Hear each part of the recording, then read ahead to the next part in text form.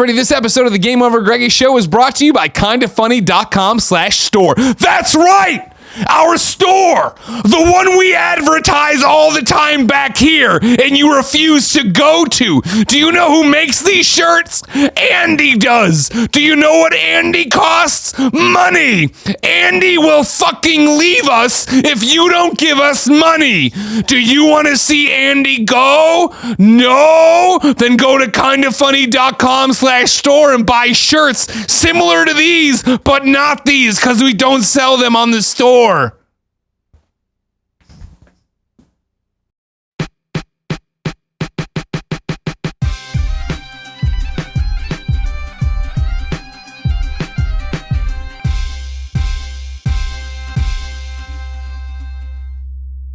What's up, everybody? Welcome to the GameOverGreggy Show. I'm one of your hosts, Greg Miller, alongside the producer/seducer, Nick Scarpino. Here's what I will see your Chevy's bet and raise you that weird Italian place down the street for more of those horrible old fashions. Stop saying the weird wrong. Italian place down the street is just fun because it's like owned by mom and pop who are now grandmom and pop, and they are just so excited to see anybody under 65 walk in. And you can tell because it's like requests. It's like when you used to go to your grandma's pantry and just see what was back there. Yeah. That's their entire menu. Whatever, Like, I mean, let's just open up a can and put it right in front of you. Yeah. That's the high antipasta. class. Yeah, so good. Yeah, it's something all right. Over here, the pure one, Tim Gettys. Let him host.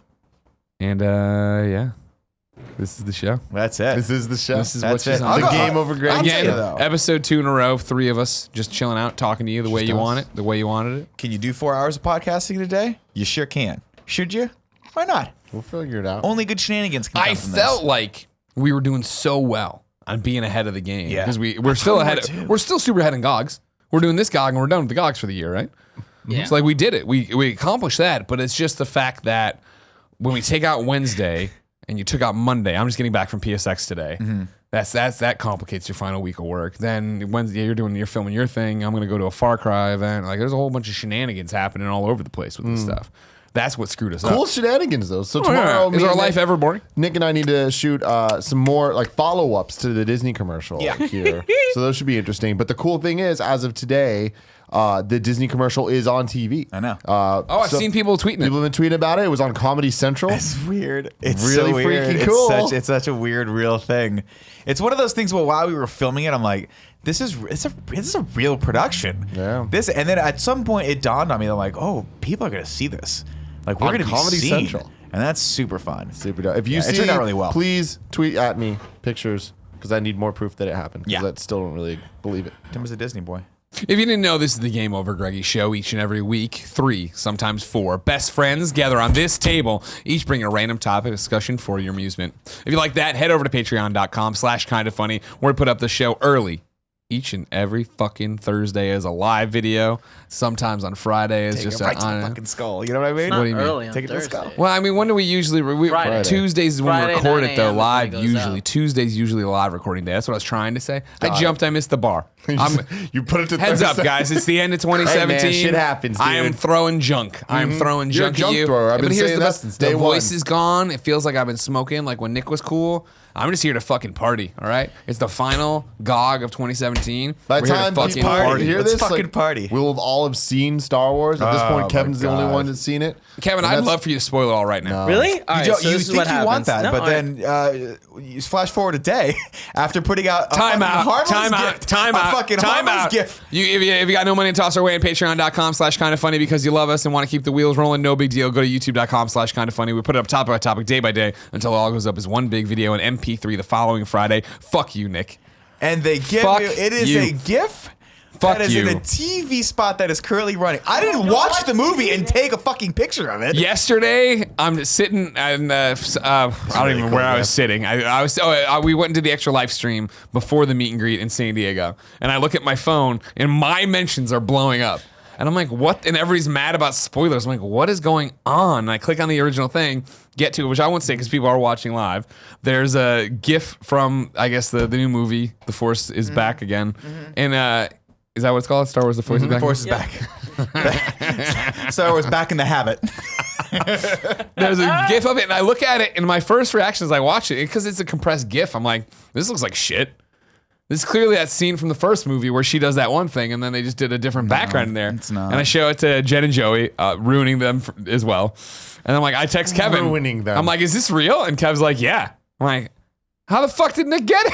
I'm like, I don't know. Here's what happened, and here's why I thought this was going to be an innocent thing. Because I had seen this a couple times. It's running on a TV spot. It's literally currently. in a TV spot that says "Do not spoil this," which I know sounds like I'm making an argument against you. So, I'm making an argument for you. Thank you. Where they don't even consider that a spoiler. No, here's the deal. So it's in a TV spot. A. That says, "Do not spoil this." It's not Do like not spoil I saw Star Wars. Right. The whole point of the commercial is don't spoil Star Wars, the movie, when you see it. All the footage in that, up for grabs. Yeah. It's commercial marketing footage. It's commercial I marketing haven't footage, watched A. these TV B, spots. I don't watch TV. I did not go out of my way to find this GIF that I saw. I typed into the GIF generator on Twitter, The Last Jedi. It was the third GIF. Yeah. Because obviously people are tweeting this shit out of it. My thing is, in the commercial spot I saw it, I wasn't trying to see it. I was at a bar and I saw it, like we saw it play, and we're like, that's kind of weird. Yeah. Like, it's a but fucking like, cool scene. I was cool. like, wow, I wish they hadn't showed that. But they did. But now everyone's seen But it, they and did. it's out There's there. no context, and it's just like, all right. I think the context is pretty clear. Her metachlorine count has I hate you. spiked. You're talking about- Watto is there to face off against her. Watto comes out. Oh, Eddie. The Terrible fucking a mantis from Guardians of the Galaxy appears as well. There you She's go. like, oh, too much. Watto. Did she eat a Chevy's also? Yeah, she did. Okay. Nick, Yes. you are having a bad day. What's your real topic? Real topic today is the Brainwash Cafe. After, God, it's been like, it must have been, I think I read an article that said it was open for 30 years. It finally closed yesterday. Now, Not only did it close, it closed, it closed unexpectedly. unceremoniously. There's just a note on the door that says we're closed. For everybody out there, what is the Brainwash Cafe if they aren't in the San Francisco area? The Brainwash Cafe and Laundromat, I should say, or Laundromat, is a San Francisco open mic comedy institution.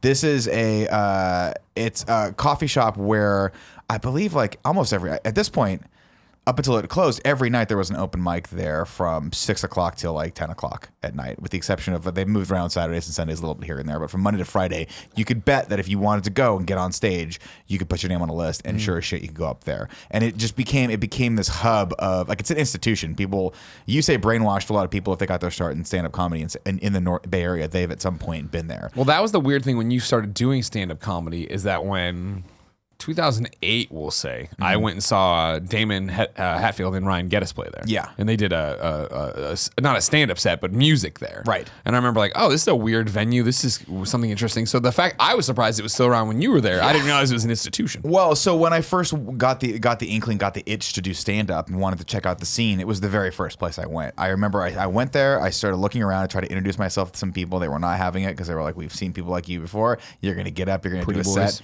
You're going to just walk away and we're never going to see you again. So what the hell do we care? It's kind of like a prove yourself test. And I'm still, I think, in that phase of my existence. But yeah, I remember going and I remember sitting next to this girl, I can't remember her name, and I never saw her again. Chelsea Handler. It was actually Chelsea Handler. It was Kristen Wiig. And I would just remember talking to him, like, are you a comedian? She's like, yeah. I'm like, are you going to go up? She's like, yeah, I'm going to go up later. I'm like, oh, how does it work? And she let me in on some of the details of it. And then I went back, I think 2 more times before I built up the stones to actually get up on stage.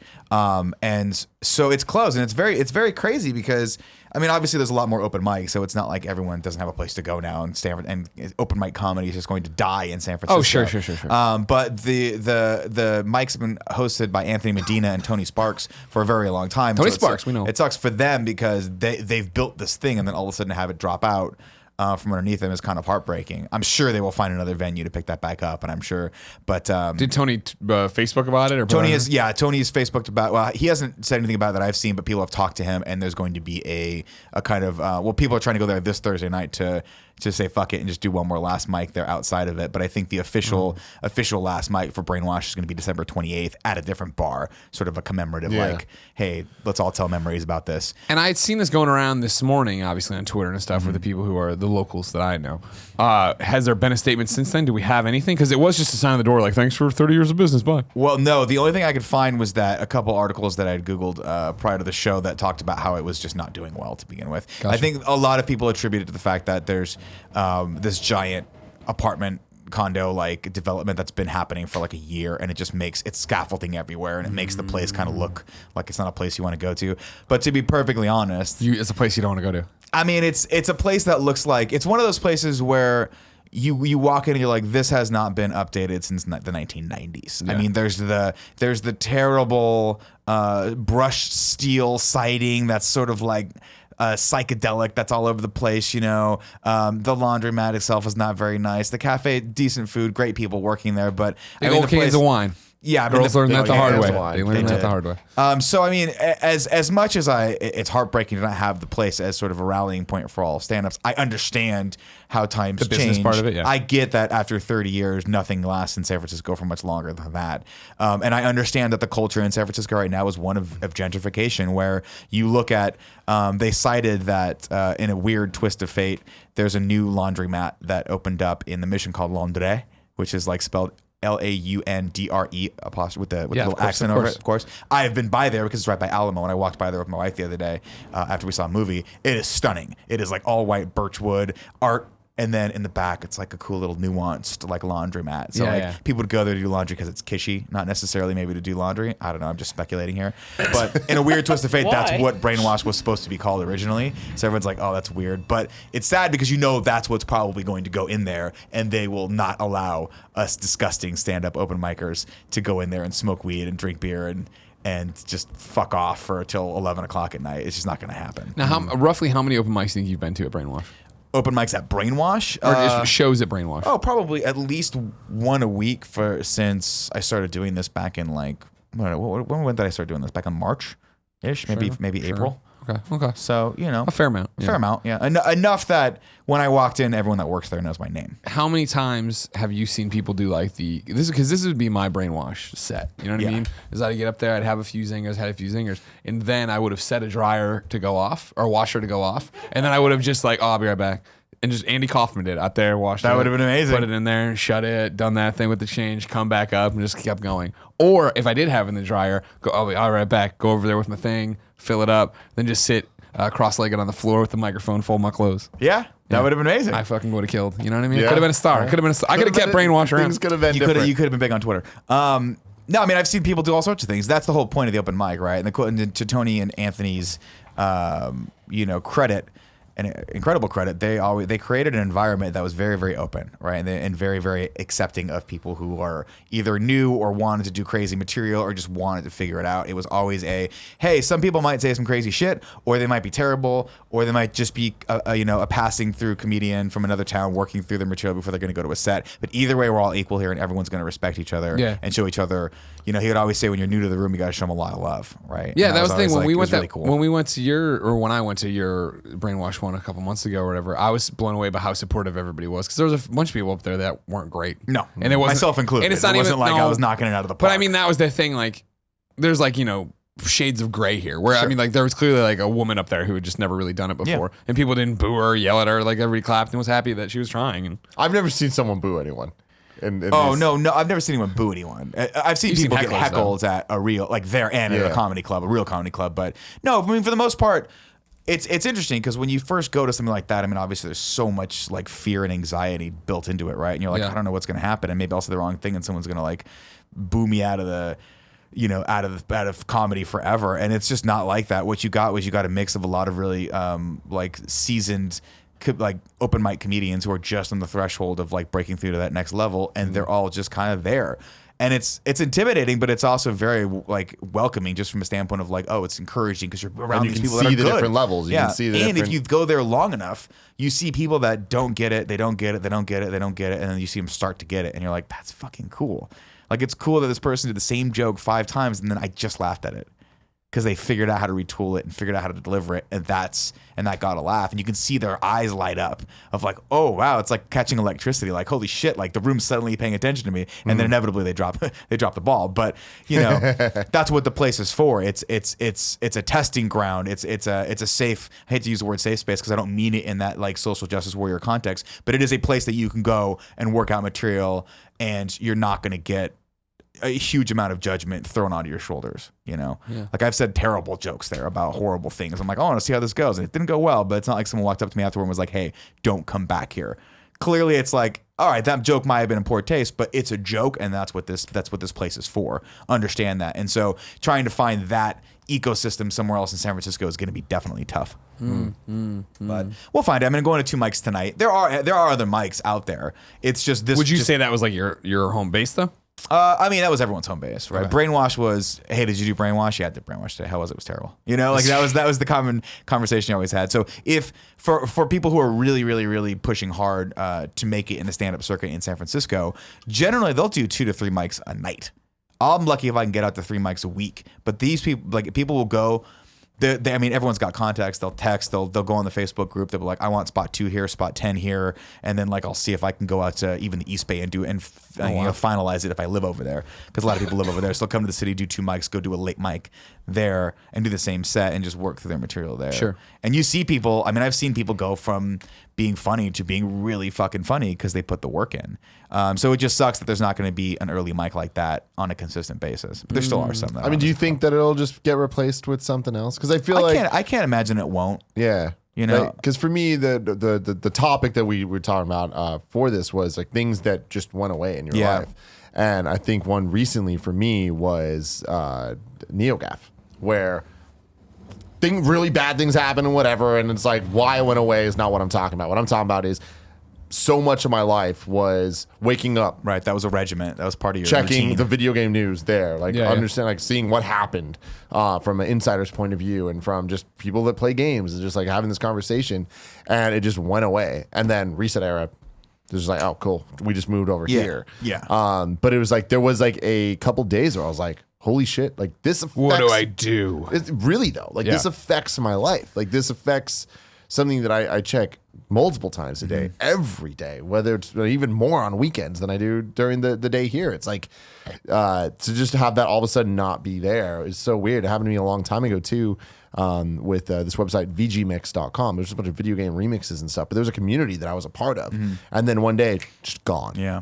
And I was like, what the fuck? Like I would have never thought that would happen. And then OC Remix kind of like took over that, but that is something that's weird to me because it's not so much just a physical thing. Because there's been a ton of places that have closed down that I never thought would. Or like recently I was in the Richmond district where I grew up, and all the theaters that I grew up going to, like I was thinking about Star Wars. And I'm like, holy shit, I've seen every Star Wars movie up until the recent ones in this area that I grew up in. All those theaters are gone. Yeah. Like the place that I saw Star Wars 1, 2, and 3, and even when they brought back 4, 5, I guess I didn't see 3 there because it was closed by then. And it's just like, man, it's now an old people home. That's fucking weird. Yeah. I mean, and I think part of the shock of it, obviously, that it's just a constant reminder that nothing lasts forever, right? It's always like We're change. just dust in the wind, man. Well, man, we Stardust. I close my eyes. I don't have that range for you right now. I'm sorry, I don't either. Yeah, and it's weird. It's shocking, right? Because it's there's so many different things that change on a consistent basis in your life that it's nice to have a few consistencies.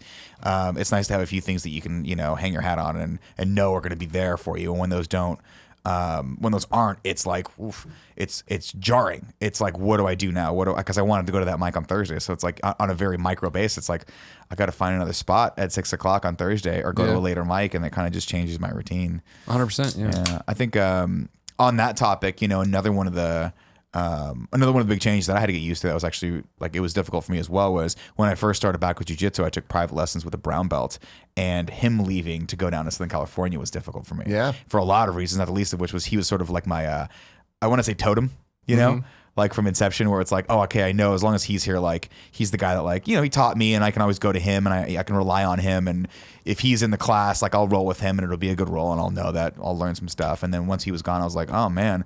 Like I don't want to say Dumbledore's dead, but like now I have to kind of grow branch up out, and like right? branch out and be responsible for myself, and that's a tough thing to think about, Yeah. And it never gets easier, even though I'm 37 years old, and there's always, if you're trying something new, you're always going to have that same cycle of like, I'm used to this. Oh, this works. This is the routine, and it changes, and you're like, fuck, why? Yeah. Like, why can't just one thing when I'm 37 just be like? You don't consistent? think it gets easier? I think it gets easier to deal with it because you have the past experience of understanding that that's just the way it goes. But it's still an emotional blow. It's still like I'm reading all of the thread of all the people's memories on Brainwash, and I'm like, I was there for some of these, and it's hilarious. And like some of them I wasn't. Like someone had a great comment where like I was there at the time that Tony had to threaten someone with a butter knife to get him off stage, and I'm like, there you go, man. Not going to see that again anytime soon because it's just not going to happen. It just doesn't happen that much anymore. It was a singularly unique For me, place. it's the impending death one day of Wing Wings. Oh yeah. You know what I mean? That's Of gonna like be hard. Wings is up for sale, of course, and then so and I mean it's been up for sale a while now.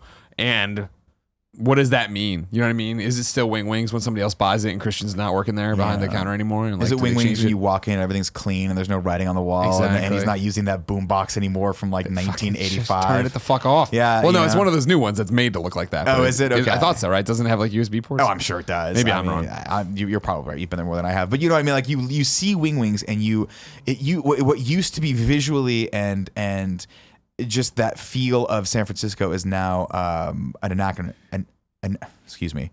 It's out of place. Yeah. You know, it's you look at it and you go, oh, the grimy sort of like culturally sure. significant San Francisco feel that doesn't belong anymore.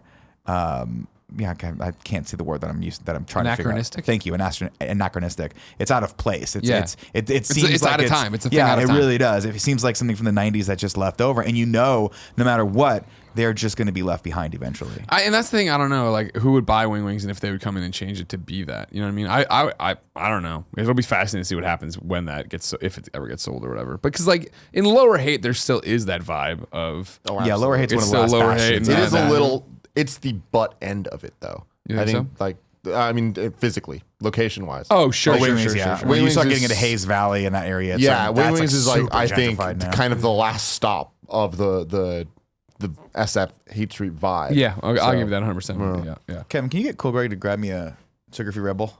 Thanks, bud.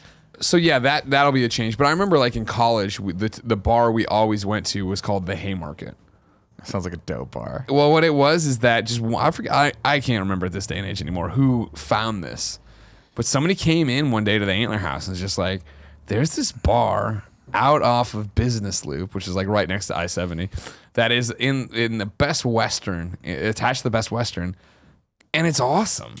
And we're like, "Oh, is it like it's a cool hot spot?" A lot of he's like, "No, it's just fucking old timers out there drinking, having fun, and like they don't card and da-da-da." Like, all right. And we went to the Haymarket like fucking for a long time, like multiple years, like Friday and Saturday. You go there. They had at least every time they'd have this special that was that you would order your pint of beer or whatever, and they gave you the glass, and they were like Dale Earnhardt and whatever, like fucking NASCAR glasses. So the Antler House was just stacked with these shitty cups. And then it was like you knew Jane, the bartender there. We knew forever. We knew the owner really well. There was karaoke we would go and kill, and it was that thing where we got there and we were these like young kids or whatever, but they were like super down to have you there and be part of the family.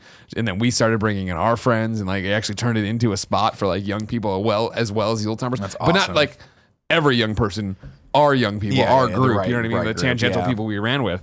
And when I remember when that got sold, and it was like, what? They sold the Haymarket? And like, yeah, and we're doing one final fucking thing. And I will never, like, and they used to have wings there, so of course we loved it. But they had one final night there for the Haymarket, and I'll never forget, it was like, so we already knew we were family with these people, but when it was like, it was Jane, it was the owner, it was a couple other different people, regulars there or whatever, and they came over and got like 2 or 3 of us, me included, they knew us by name, obviously, brought us up to sing the final karaoke song, which was Toby Keith, I Love This Bar. Match. And it was like so touching, you know what I mean? At the end, and like have like the curtain call hug of it all, and then go out and be like, That's awesome. what the fuck why do we care so much of this Best Western bar out in the fucking nowhereville of Columbia? But it's so interesting how those things can mean so much to you, and then you feel that end of an era like feeling, right? Oh, sure. Like, I mean, in the Brainwash's sense, I mean, it literally is an end of an era. I mean, this has been around for decades at this Yeah. point. Well, I joke about it too, you know what I mean? But I do think something got lost there, not in a bad way, obviously, but stick with me. Of when I've told the story in passing of like when my parents woke me up to go watch Portillo's burn. And like when it was that I was a kid and mom and dad like fucking, it must have been like 9:30. It wasn't like in the middle of the night or something, but it was past my bedtime. But they were like, we got to go see this. Like, because I don't know how your parents are. My parents were weird. I don't think they still do this, but they used to just listen to the police radio. Like while they just That's hung out in the kitchen or whatever. awesome. So I'm sure that's how this happened. I don't know. I should ask my Your mom this parents have story. a lot of things in their past that we probably don't need to know about. I'll tell you that right now. But I remember going there and watching Portillo's burn, and it was like, it was my Portillo's. You know what I mean? And like, don't get me wrong, the one they put up the street then, because it burned down and they never reopened that one. They just built the one up at the other side of North Avenue in Glendale Heights. Well, I think that was Glendale Heights, technically. That was Bloomingdale. Portillo's so bad. Oh, dude, I just ate so much Portillo's. Just ate so much Portillo. Buena Park, Kevin. You guys Buena Vista. That was the joke. Sorry. You guys took that place over, man. Dude, that meet and greet was insane. Yeah, that was the an pictures insane from meet it. I and was greet. like, because I think I asked Andy. I was like, did Greg told them this was happening, right? And Andy's like, Andy did that thing. Was like, man, I don't really Gundam.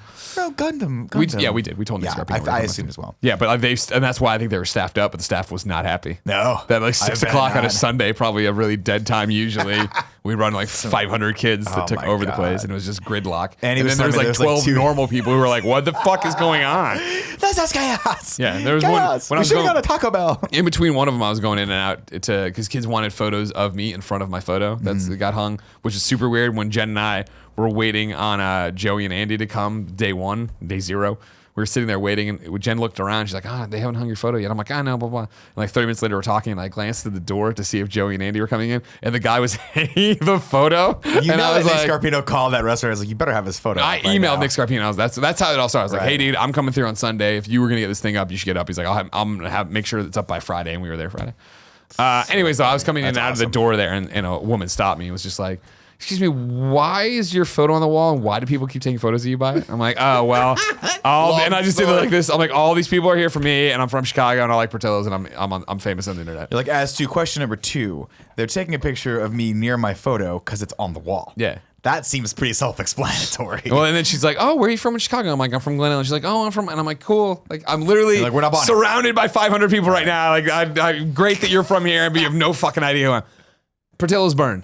And it was that was my Portillo's, and I'm a dumb kid, as you know, at the time.